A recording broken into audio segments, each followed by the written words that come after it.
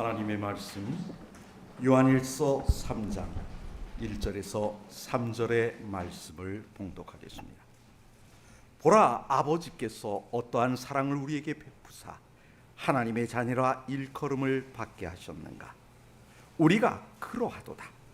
그러므로 세상이 우리를 알지 못함은 그를 알지 못함이라. 사랑하는 자들아, 우리가 지금은 하나님의 자녀라. 장래에 어떻게 될지는 아직 나타나지 아니하였으나 그가 나타나시면 우리가 그와 같을 줄을 아는 것은 그의 참모습 그대로 볼 것이기 때문이니, 주를 향하여 이 소망을 가진 자마다 그의 깨끗하심과 같이 자기를 깨끗하게 하느니라. 아멘. 성도 여러분, 안식일을 맞이하여 주의 전을 찾으신 모든 분들을 환영합니다.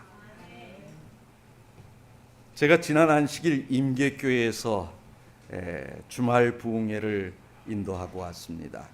한 주간 여러분들을 뵙지 못해서 그런지 여러분들이 오늘 또 특별히 반갑고 또 굉장히 오랜만에 뵙는 것 같습니다. 우리가 이 교회 생활을 하는 것은 한 주만 빠져도 보름 만에 보기 때문에 굉장히 오랜만에 뵙는 것 같은 느낌이 듭니다. 제가 지난 한 주 교회를 비워서 좀 송구한 마음이 있어서 제가 하나님의 말씀을 증거하기 전에 여러분들에게 찬양을 한 곡 들려드리고 시작할까 하는데 괜찮겠습니까?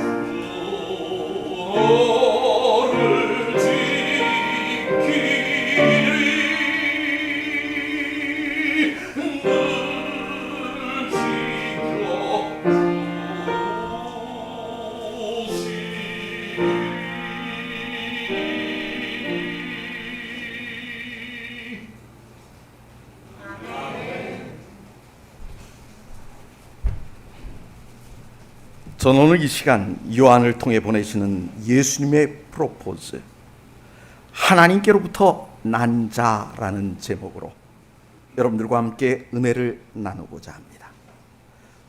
두 번째 제목은 신부의 자격이 되겠습니다. 우리가 성경을 읽을 때 주의해야 할 사항이 있습니다. 우리가 성경을 대충 읽으면 이해가 잘 안 되는 부분이 여러 가지가 있습니다. 몇 개만 좀 살펴볼까요? 첫 번째는 누가복음 16장에 기록된 한 부자와 거지 나사로의 이야기입니다. 예수님께서 이 예화를 직접 말씀하셨어요.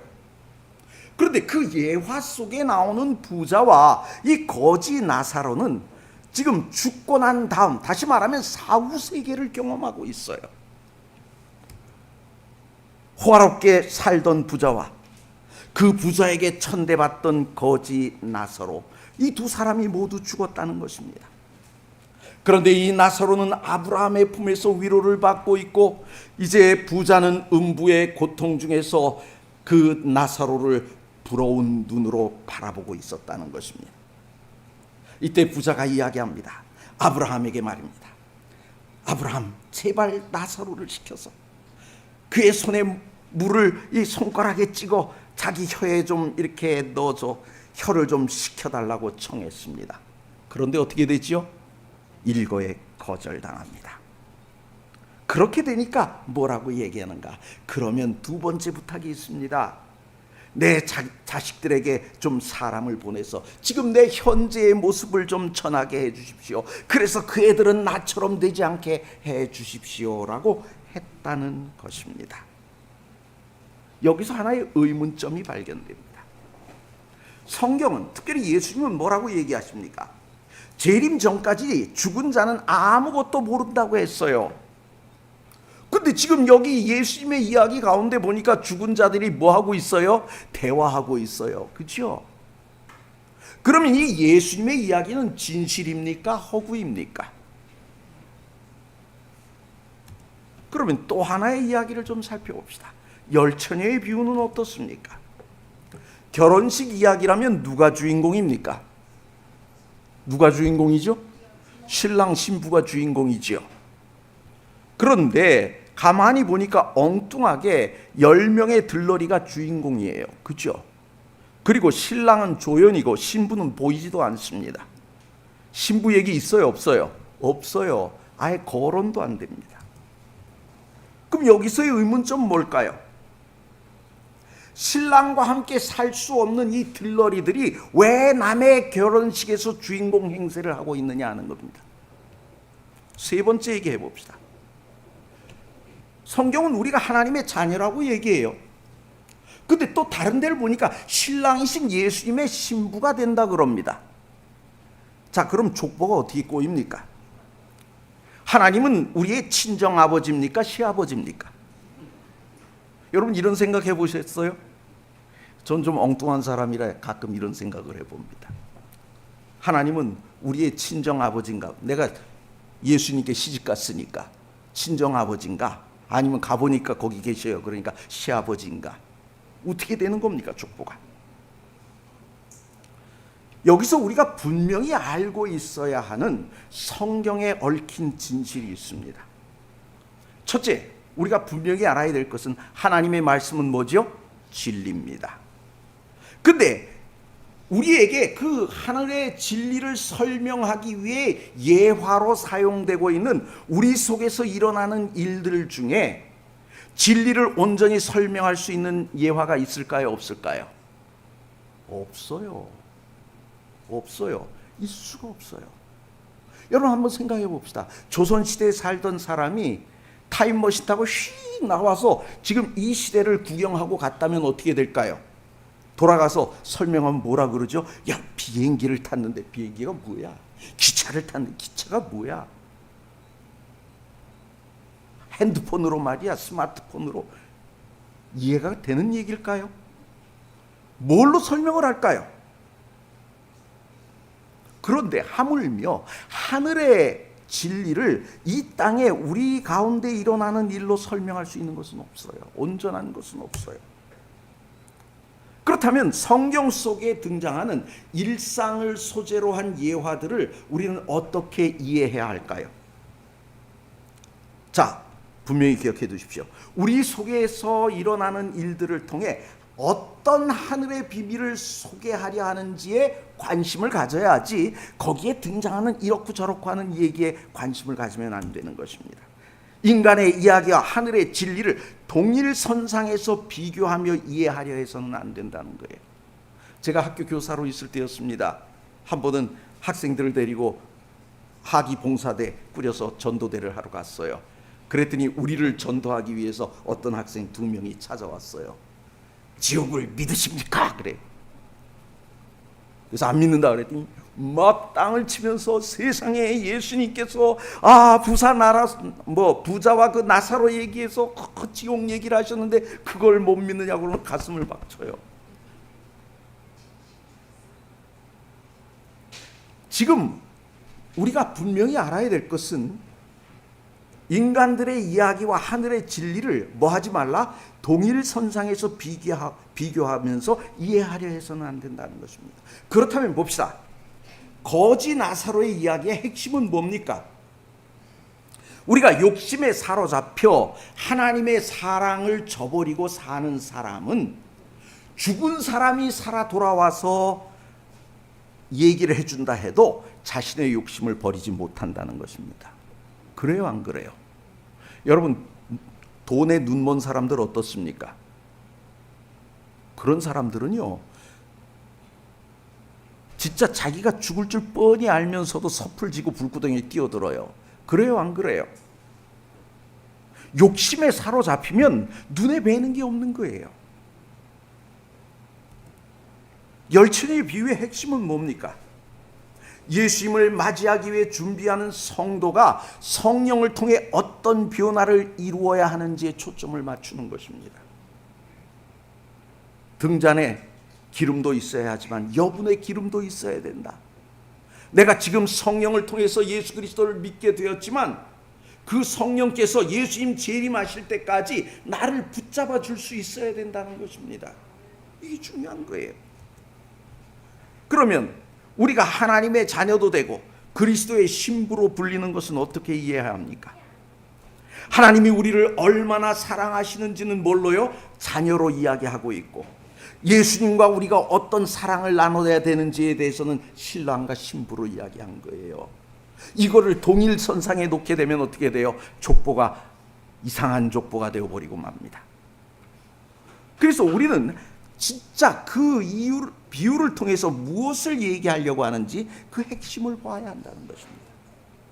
자, 그렇다면 우리가 요한 1서 그동안 우리가 받았던 말씀은 어떤 것이었습니까? 우리는 빛 되시는 하나님과 사귀어야 합니다.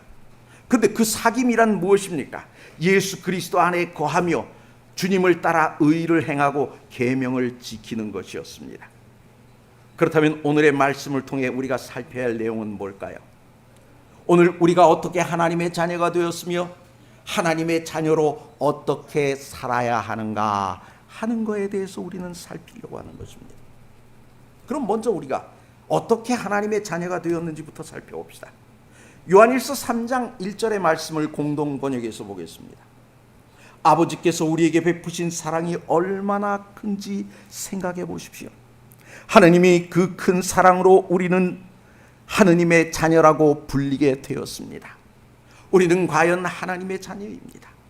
세상 사람들이 우리를 알지 못하는 것은 그들이 누구를요? 하나님을 알지 못하기 때문입니다. 그렇게 얘기합니다.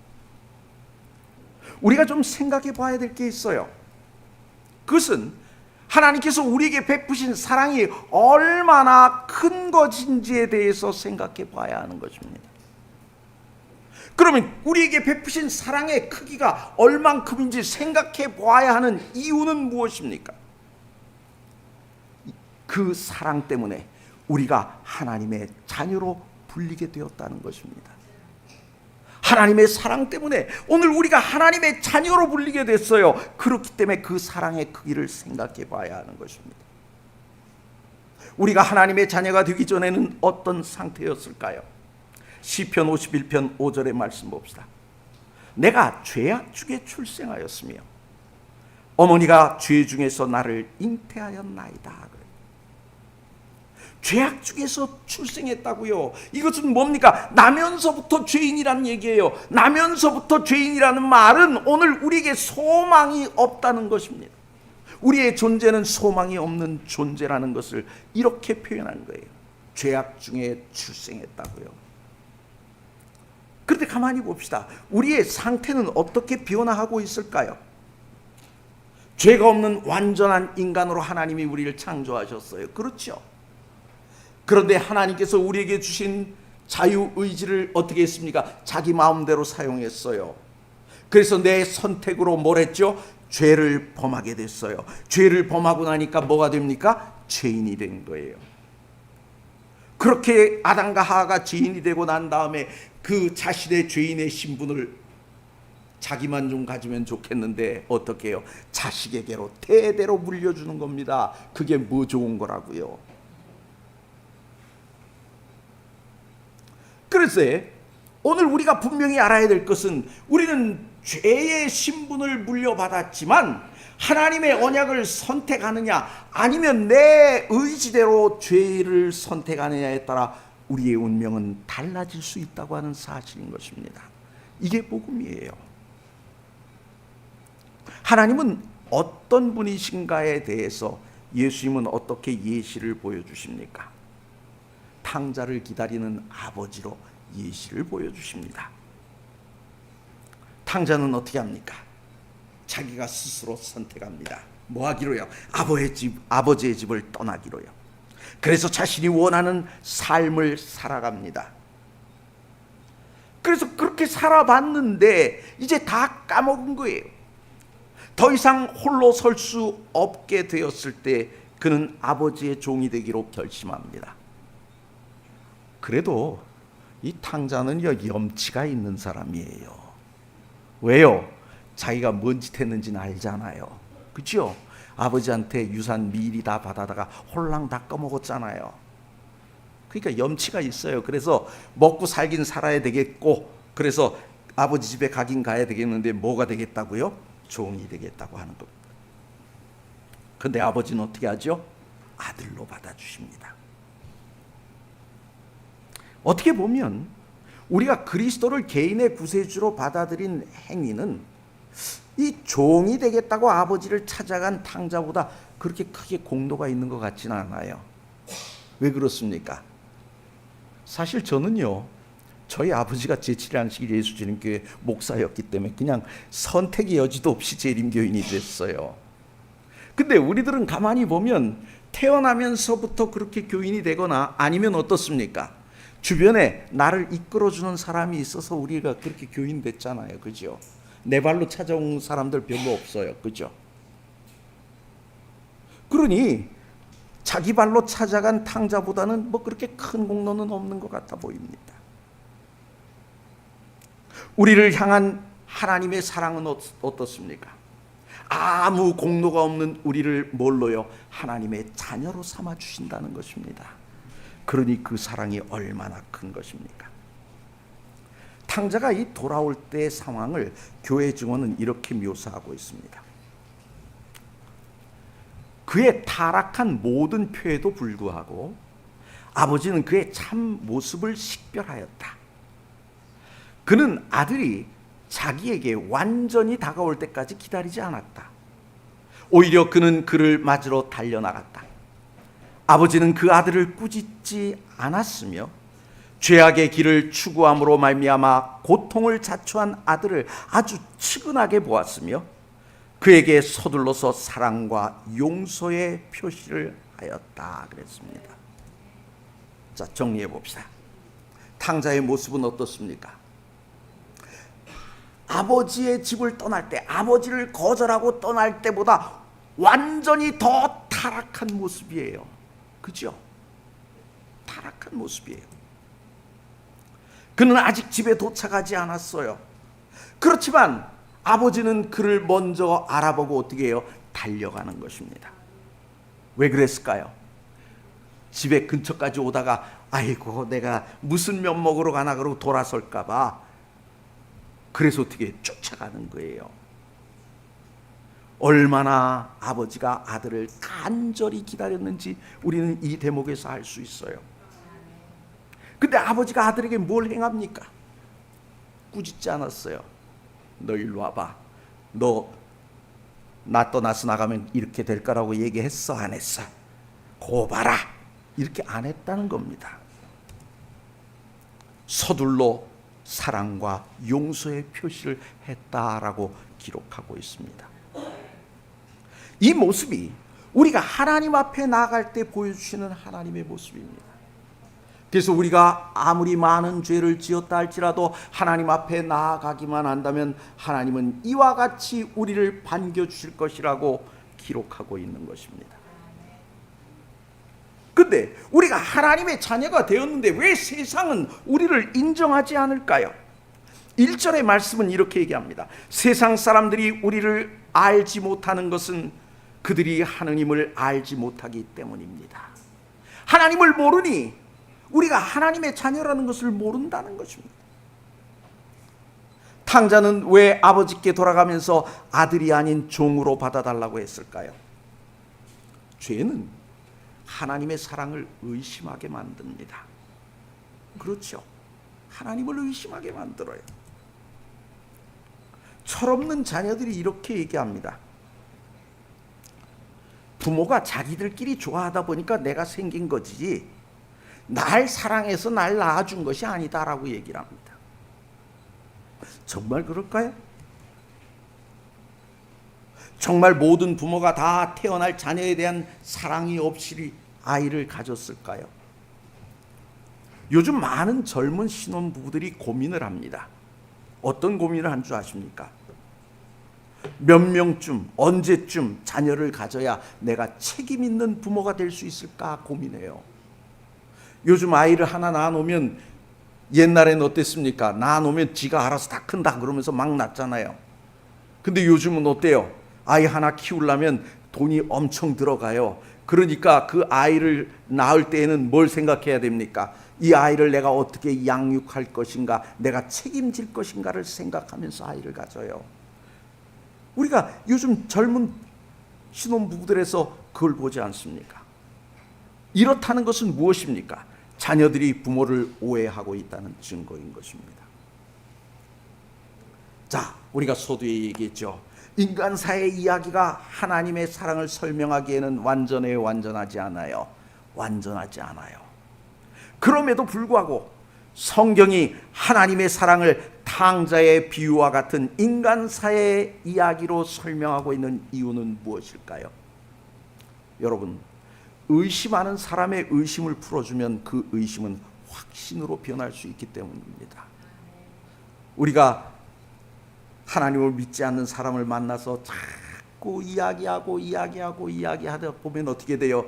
그의 의심이 확신으로 변하는 순간이 온다는 것입니다.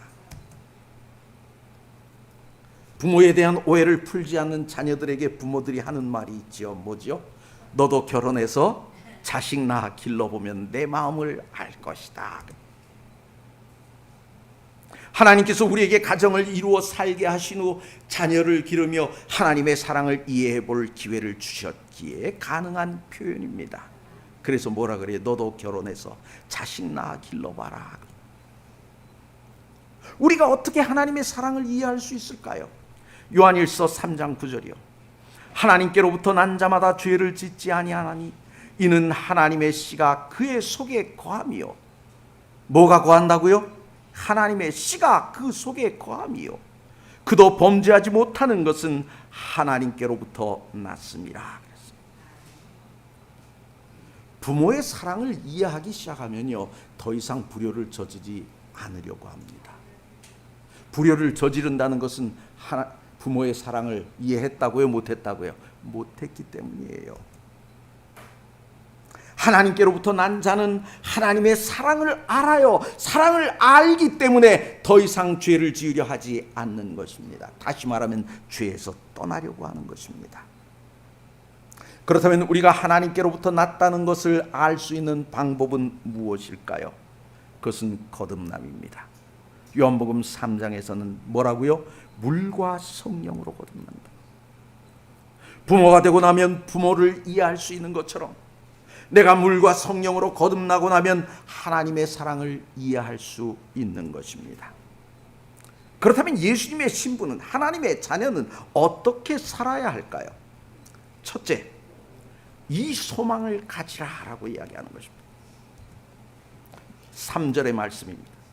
주를 향하여 이 소망을 가진 자마다 그의 깨끗하심과 같이 자기를 깨끗하게 하느니라 그랬어요. 우리가 깨끗해질 수 있는 비결은 무엇입니까? 이사야 6장 5절에서 7절 말씀 봅시다. 그때 내가 말하되 화로다 나여 망하게 되었도다. 나는 입술이 부정한 사람이요 나는 입술이 부정한 백성 중에 거주하면서 만군의 여호와이신 왕을 배웠음이로다 하였더라. 그때 그 스랍 중 하나가 부젓가락으로 제단에서 집은 바 핀숯을 손으로 가지고 내게로 날아와서 그것을 내 입술에 대며 이르되 보라, 이것이 내 입에 닿았으니 내 악이 죄하여졌고 내 죄가 사하여졌느니라 하더라 그랬어요. 이사야 6장의 말씀을 좀 잘 생각해 봅시다. 1절에서부터 4절까지를 통하면 이제 이사야는 예배를 통해서 하나님을 만납니다. 하나님과의 만남을 통해 자신이 죄인임을 깨닫고 죄인이라는 사실을 고백하는 거예요. 죄를 고백하고 나니까 뭐가 돼요? 죄 사함이 이루어지는 것입니다. 깨끗하여 졌느니라라고 이야기합니다. 우리는 예배를 통해서 하나님을 만나고 죄를 고백함으로 죄 사함을 받아요. 그래서 깨끗해집니다. 그런데 깨끗해질 수 있는 또 하나의 비결이 등장합니다. 오늘 본문인 3절은 이 소망을 가지라라고 이야기하는 것입니다. 여러분, 이 소망이라는 것이 무엇이기 때문에 우리를 깨끗하게 변화시킬 수 있을까요? 복음 전도에 보면 이런 말씀이 나와요. 소망이란 무엇인가? 그것은 예수 그리스도를 통해서 얻는 영생에 대한 소망이다 그랬습니다. 소망이 무엇이라고요? 예수 그리스도를 통해서 얻는 영생에 대한 소망이다. 여러분, 보화를 발견한 자가 어떻게 합니까? 자기 소유를 다 팔아 그 밭을 삽니다. 그것처럼 영생에 대한 소망을 가지게 되면 영생을 얻기 위해 나 자신을 변화시킬 수 있는 힘을 사용하게 되는 것입니다. 그래서 오늘 우리에게 필요한 것은 영생에 대한 소망이에요. 그 소망이 있을 때 보화를 발견한 사람이 모든 것을 다 팔아 그 밭을 산 것처럼 오늘 우리도 예수 그리스도를 선택하고 결단할 수 있는 믿음이 생긴다는 것입니다. 우리가 하나님의 자녀, 예수님의 신부로 어떻게 살아야 하는가? 두 번째는 미혹하지 못하게 하라는 것입니다. 7절의 말씀 봅시다. 자녀들아, 아무도 너희를 미혹하지 못하게 하라. 의를 행하는 자는 그의 의로우신 같이 의롭고 그랬어요. 마귀가 하는 일이 뭡니까? 마귀가 하는 일은 택하신 자도 미혹하는 거예요. 하나님께서 택한 자도 미혹하는 거예요. 어떤 면에서 보면 목사가 참 위험합니다. 왜요? 하나님께서 택하셔서 기름 부어서 주의 종으로 삼아줬더니 누가요? 마귀가 홀랑 미혹하려고 덤벼들어요. 오늘 여러분들 생각해 보십시오. 내가 장로로 부름을 받고 집사로 부름을 받고 성도로 부름을 받고 재림교인이 되고 남은 무리가 되면 마귀는 어떻게 해요? 우리를 미혹하는 것입니다. 마태복음 24장 24절. 거짓 그리스도들과 거짓 선지자들이 일어나 큰 표적과 기사를 보여 할 수만 있으면 어떻게 한다고요? 택하신 자들도 미혹하리라 그랬어요. 마귀는 이와 같은 일을 하는 것입니다. 내가 이미 영생에 대한 소망을 가지고 그 소망을 이루기 위해 자신을 변화시켰다 할지라도 그런 자들까지도 미혹하려고 거짓 그리스도와 거짓 선지자의 가면을 쓰고 다가와 미혹한 것입니다. 그러면 우리는 흔들릴 수 있어요. 요한은 이와 같은 현실을 직시하고 우리에게 7절에서 아무도 우리 자신을 뭐하지 못하게 해요? 미혹하지 못하게 하라고 그렇게 권면하는 것입니다. 그러면 언제 우리가 미혹당할 수 있을까요? 여러분, 우리의 마음속에 의심이 찾아드는 순간, 믿음에서 벗어나 마귀에게 미혹당하는 것입니다. 그래서 우리는 하나님의 말씀을 어떻게 해요? 굳게 믿어야 하는 것입니다. 대쟁투는 이렇게 얘기합니다. 구약과 신약 성경에 기록된 기록의 진실성을 의심하는 자들은 너무도 흔히 한 걸음 더 나아가서 하나님의 존재를 의심한 나머지 무한한 능력을 자연에 돌린다. 그리하여 그들의 닷줄이 끊겨지므로 그들은 불신의 암초에 부딪힐 수밖에 없게 된다. 그리하여 많은 사람들이 믿음에서 벗어나서 마귀에게 미혹당한다. 어떤 한 분이 저를 찾아왔어요. 목사님, 이제 몇 월 며칠이 되면 예수님이 재림하십니다. 그래서 제가 그랬어요. 어떻게 그렇게 확신을 하십니까? 그랬더니 이분이 뭐라고 그러는가 하면, 예수님께서 지성소에 들어가는 날을 가르쳐 주셨으면 지성소에서 나오시는 날도 가르쳐 주는 게 상식입니다. 그래서 전 상식의 기준으로 해서 이 문제를 풀었습니다. 예수님께서 그날과 그 시는 안다고 모른다고요? 모른다. 그럼 모른다 그랬으면 모르는 것으로 우리는 믿어야 합니다. 아버지만 아신다, 아들도 모르고 천사도 모른다 그랬으면 믿어야 합니다. 근데 그것을 믿지 아니하고 내가 어떻게 해결해 보려고 하는 순간 어떻게 되는 거예요? 미혹당하는 것입니다. 또 하나, 마지못해 충성하면 마귀의 미혹을 선택하는 일이 됩니다. 하나님께서 여러분들을 부르시고 우리에게 직분을 맡기시고 우리에게 무언가 봉사하도록 요청하실 때 우리가 충성하지 못하고, 아니 충성하더라도 마지못해 하게 되면 어떻게 된다고요? 사단의 미혹을 선택하는 일이 되는 것입니다. 시대의 소망의 말씀에 이런 말씀이 있어요. 진리에 대한 충성이 흔들리거나 마지못해 충성하는 것은 오류의 흑암과 사단의 미혹을 선택하는 것이다. 마지못해 하는 충성은 뭐라고요? 사단의 미혹을 선택하는 것이 된다고요. 그래서 하나님이 우리를 부르실 때 우리는 마지못해 충성하는 것이 아니라 어떻게 해요? 기쁨으로 충성해야 하는 것입니다. 그렇다면 마귀의 미혹에서 벗어나는 비결은 뭘까요? 선지자 왕에는 이런 말씀이 있어요. 부드러운 은혜에 접촉할 때 구주께서는 영혼들로부터 불안정하고 거룩하지 못한 야망을 몰아내시고 증오를 사랑으로, 불신을 신뢰로 변화시켜 주신다. 구주께서 영혼들에게 나를 따르라고 말씀하실 때에 세상의 미혹의 마력은 깨어진다. 그분의 음성을 들을 때에 탐욕과 야망의 정신은 마음으로부터 떠나간다. 그러므로 사람들은 해방되어 일어나 구주를 따르게 된다. 그랬습니다. 마귀의 미혹에서 벗어나는 길은 주님께서 나를 따르라고 하실 때 뭐 하는 거예요? 따라가는 것입니다. 그리스도의 부드러운 은혜에 접촉할 때, 나를 따르라는 주님의 음성을 듣고 순종할 때, 예수님을 본받아 의를 행할 때 바로 우리는 마귀의 미혹에서 벗어나는 것입니다. 그래서 7절은 뭐라고요? 의를 행하는 자는 그의 의로우심 같이 의롭다라고 이야기하는 것입니다. 나를 미혹할 만한 것들이 내 주변에 있으면 우리는 미혹당하기 쉽상입니다. 그러나 주님을 본받아 주님이 행하신 대로 이웃에게 의를 행하다 보면 나를 미혹하는 것에서 점점 멀어지게 되는 것입니다. 세 번째, 하나님의 자녀는 어떻게 살아야 할까요? 거룩한 자가 되라는 것입니다. 9절의 말씀 봅시다. 하나님께로부터 난 자마다 죄를 짓지 아니하나니 이는 하나님의 씨가 그의 속에 거함이요 그도 범죄하지 못하는 것은 하나님께로부터 났음이라 그랬습니다. 죄 중에 출생한 우리가 죄를 짓지 않을 수 있을까요? 그건 불가능입니다. 그러나 하나님께로부터 난 자, 다시 말하면 거듭난 사람은 그러면 죄를 짓습니까? 안 짓습니까? 성령이 내 안에 계심으로 성령의 인도를 따라 그리스도를 닮아가려 하고 의를 행하려 하니 우리는 죄와 점점 멀어지게 되는 것입니다. 전혀 안 짓는 것이 아니라 그전에는 이만큼 짓다가 점점 어떻게 해요? 죄에서 떠나게 되는 것입니다.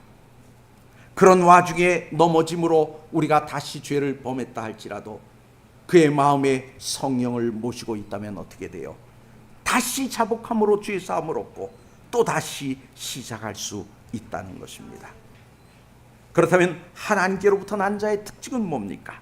9절에 보니까 하나님의 씨가 그 속에 거한다라고 얘기합니다. 그렇다면 하나님의 씨란 무엇입니까? 바로 복음의 씨입니다. 나무가 말라 죽었어도 씨가 있으면 다시 열매를 얻을 수 있는 것처럼 복음의 씨가 우리 속에 있으면 다시 자라나는 것입니다. 믿음의 씨는 무엇입니까? 말씀의 씨가 내 마음에 들어와 자라면 결국 내 믿음은 100배, 1000배의 결실을 얻는 것입니다. 그래서 복음의 씨가 곧 뭐예요? 믿음의 씨가 되는 것입니다. 그러면 예수 그리스도는 누구입니까? 복음의 씨요, 믿음의 씨입니다. 그것이 내 속에서 자라면 예수님께서 보내신 성령께서 내 마음에 자리 잡고 나를 인도하게 된다고 하는 것입니다. 그러면 하나님께로부터 난 자는 어떤 삶을 추구해야 합니까? 베드로전서 1장 16절 기록하였으되 내가 거룩하니 너희도 거룩할지어다 하셨느니라 그랬습니다. 우리의 하나님이 거룩하시니 우리도 우리 자신을 구별하여 거룩하게 해야 된다는 것입니다. 이제 정리해 봅시다. 오늘 우리는 어떤 성도가 되어야 됩니까? 그리스도의 신부답게 거룩한 삶을 사는 성도가 되어야 합니다. 하나님의 크신 사랑은 죄의 모습 그대로 주님 앞에 나오기만 해도 반겨주시고 우리를 자녀로 삼아주십니다. 우리가 그 크신 사랑으로 인해 자녀가 되었다면 다시는 지난 과거를 되풀이하지 않기 위해 소망을 붙잡고 미혹을 받지 않기 위해 주님을 닮아감으로 하나님께로부터 난 자, 거룩한 자로 인정받는 삶을 살아야 하는 것입니다. 이와 같은 삶으로 우리가 그리스도의 신부다운 삶을 사는 저와 여러분이 다 되시기를 바라면서 말씀을 마치겠습니다.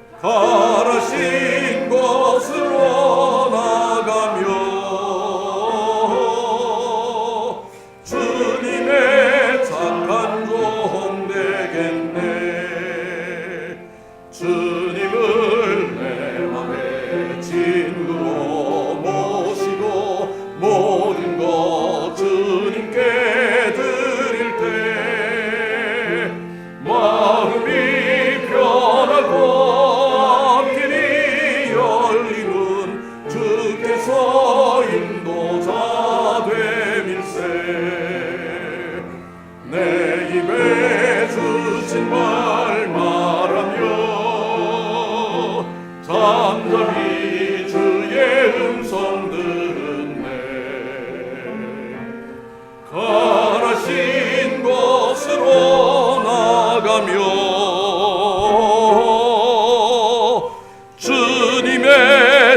간종되겠네.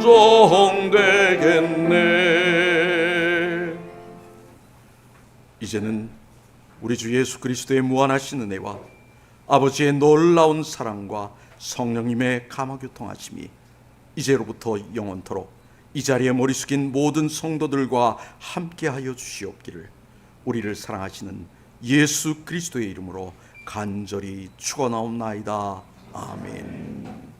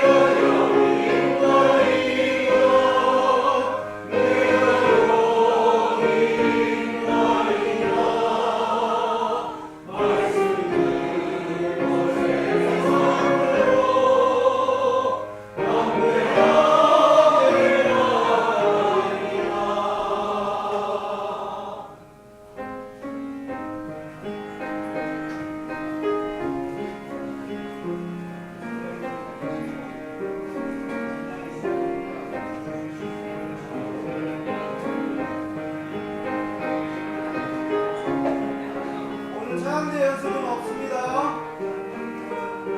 준비하신 식사를 맛있게 하시기 바랍니다.